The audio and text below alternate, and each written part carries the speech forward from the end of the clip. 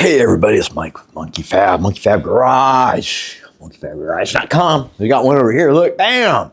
All right, so we've been working on the Volvo wagon. Did you guys ever just get burnt out? I mean, I've been working on cars since I've retired. When was that? 15, I think. So yeah, almost a decade now. And I'm pretty good at plugging along at a slow rate. I don't go too fast, that's the key. But sometimes I do get kind of burnt out. And I'm thinking maybe I'm just burnt out on this car because it's been in here way too long. We just had to do an engine swap. We've already done that. And then we decided, well, we'll just redo everything. That's Benny chasing Bob. Yeah, so we're done with all the wiring for the most part. I'll let you look underneath. The skirt here. Yeah, it's much better than what it was. I gotta hook this up on here. It's my engine groundy boy. Sometimes you don't know, so you don't know everything. So when someone smart talks, you just do what they say, even though you don't understand it. Does that make sense? So I had somebody, I think it was Devin, that said he always grounds to the engine block.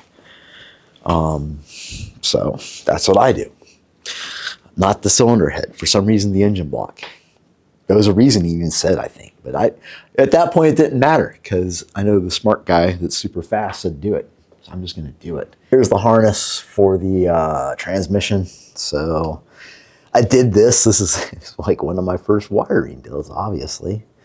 And I don't know. It's working. I'm just going to leave it. It's not hideous. It's not the worst thing I've ever seen. You guys know we got the new, I think it's called like a Detroit locker or something that's going to go into here. It's got helicoil gears instead of clutch packs. So I'm hoping that'll give us a little better traction.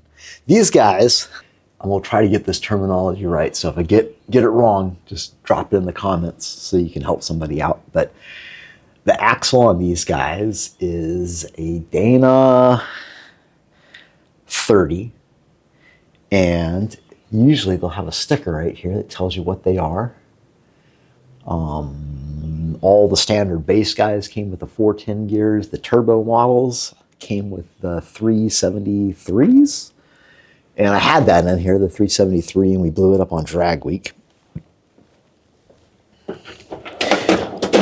One of the tracks was particularly sticky. So I think what happens, I think I knocked a tooth off of this because everything still ran and drove. But if I gave it too much gas, we just didn't go anywhere. It felt like the clutch was slipping. So I wonder, I think what happened is that maybe it busted a tooth off of that guy. Right, I tack welded it so we could have it. I like to keep my carnage, like my bent rod. So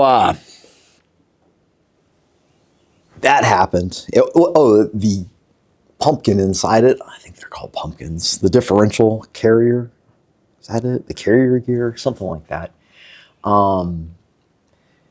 It has like a strange locking device that if it senses slip in the tires, it locks itself, but then it unlocks itself at a certain speed too. And it happens with centrifugal force. So there's like a little weight on the lever you can kind of think of it that way. And when the centrifugal force of that rotating mass, the pumpkin inside this guy that's spinning, creates enough force that it clicks that guy out, it locks both sides up. And then at a certain speed, it unlocks it, which, you know, probably not good, probably not ideal for the stuff we're doing. Look at this. Look at these fancy guys. So this is our newest ads, these Superflex hoses. They come pre-made. So when you order them, they just show up already looking like this. Inside, it's convoluted PTFE. So it's good for everything. Great pressure ratings on this guy. We had him destructively, what do they call that? Destructive tested? I don't know. The guy I pay to run the place is an engineer, and he sent it off to have it tested.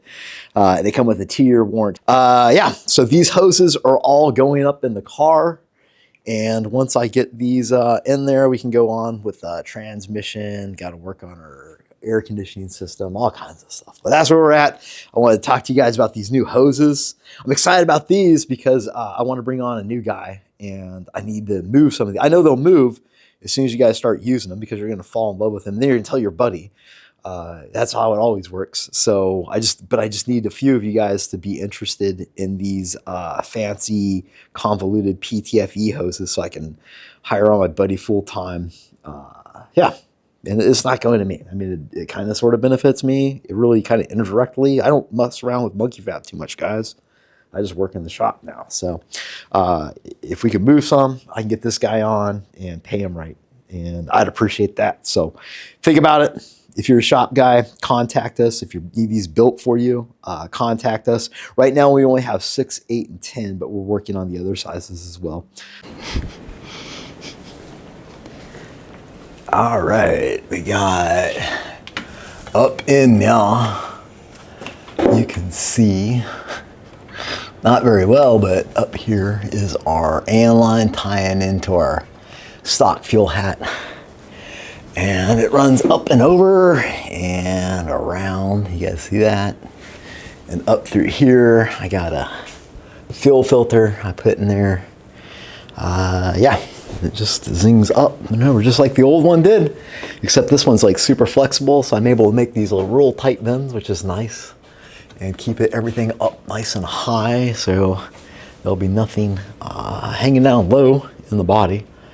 And that's pretty much it for my fuel. I need to get those hoses put in the box so I don't confuse them anymore, and then we'll get this guy in there. I gotta figure out if I got enough trash oil to put in the sieve to get me high enough to get it up in the car. Boy, I tell you what, last night I was never had this before, but I was having trouble getting these bolts in. Boy, it just did not want to go.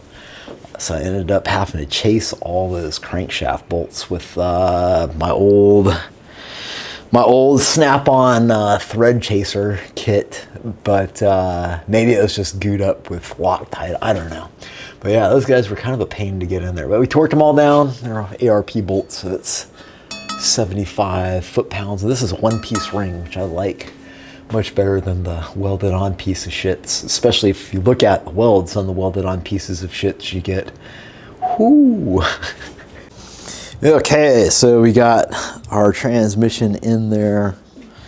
I flirted briefly with the idea. I found that Sonex has a reduced gear thing. It's like a higher first, lower second, and it makes you up in the rev range. And I was like, wow, that sounds exciting. I wanted to get that done. And this transmission kind of scares me for some reasons. And anyway, I went looking through Holley's software, and they don't have the provisions to handle that.